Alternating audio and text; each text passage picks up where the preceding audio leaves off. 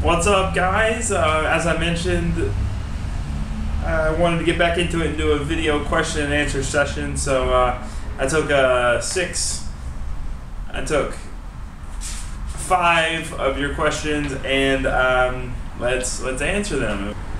The first question comes from Runs for Red Velvet, and Stacy asks, when did you decide to move to Canada? How are things going there? It's actually a pretty popular question in the last few weeks. The decision to move to Canada kind of came in the last month or two as the tour was winding down. I thought it'd be kind of cool to just move off, and I've got Brooke here. I wanted to finish up the book proposal and get the book deal done. So it just sort of seemed like a fun thing to do to get with all that stuff. It's been great. Canada is incredible. Vancouver is incredible. The coffee shops around here are perfect for hunkering down and trying to write a book. So it's been really great. The second question comes from Anne is Running, and she asks, what's your favorite non-healthy snack? And I've got to say, there's a coffee shop here in Vancouver. It's called Bean Around the World, and they sell these cinnamon roll, cinnamon bun, nasty, gooey, huge, disgusting cinnamon rolls, and they're incredible. They're so good, and you put that with a bottle of orange juice, and it's like the best thing ever. The third question comes from Lara, Lara, and she asks, how have girls' perceptions of you changed since losing weight? How are relationships different? And this is actually a popular question too. It's one I don't know how to answer without sounding like a tool bag, but anytime I answer it, it's yes. There's definitely more attention from girls since losing weight, and relationships are definitely better. But before I make that sound like as a society we're just really mean, I think it comes from ourselves. And when we lose weight and become more confident and become more, become happier and become,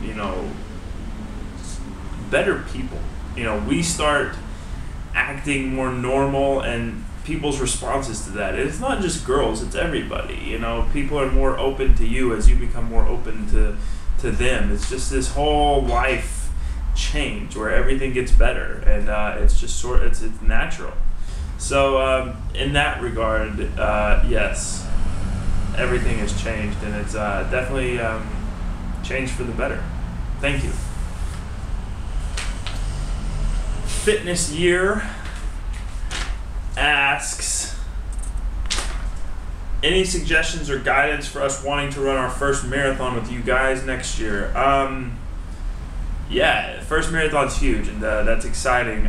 As far as looking to your first marathon, you have to, first you got to download a plan. You got to find a plan. You can go to halhigdon.com or runnersworld.com. They have great beginner's guides, and I'll link those in the post below. If you follow these plans, marathon training plans have become such a science that they're definitely going to work for you if you follow the plans. And even if you don't quite follow the plans to the T, you're still going to get there. Marathon is a very cool thing in that it's an incredible distance. It's a very impressive distance, but it's also one where during training you get really close to it, so you kind of already know that you can do it. So just follow these training guides and have a lot of fun with it, because it's going to take you 4, 5, 6 months maybe to get up to that peak training, and just stick with it. And you're going to get burned out, but you also got to know that when you finish that race and you get that medal, it makes it worth it. one of the coolest moments to experience that first marathon. Kiba6 asks, I really want to test myself with a marathon. Would you suggest trying shorter races first? And that's a perfect question to follow up Fitness Year's question with. Yes. If you're looking to run a marathon one day and you're just sort of starting, you definitely have to work yourself up to it. Yeah, definitely. I don't know where you are specifically. Try to get that first mile down. That's a fun one to run through. And then, yeah, definitely sign up for some 5Ks. The first year we did it, we did when we hadn't been running at all. We went from 0 running to running a mile. Then we signed up for a 5K, did a 5K, did 2 more 5Ks, then did a 10K, then did a half marathon 2 months later, and then yeah, just sprinkle some races in there, and then sign up for a marathon. This is over a period of time, of course. Don't just do these things weeks back to back. However many races you feel comfortable doing before you sign up for a full marathon. But definitely try to get a half marathon in there just to give you an idea of what it's like to be going that long. And good luck, because it's a lot of fun to increase those distances and watch your times get better and to go through the training. It's a lot of fun. So definitely, like I said, the Fitness Year, have a lot of fun with it, because it is a lot of fun, and it's definitely worth it.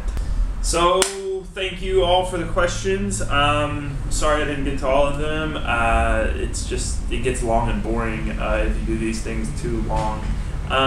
But I appreciate everything, and thank you all for the messages and the comments about the Ironman and the upcoming 2012 tour. It's going to be so much fun.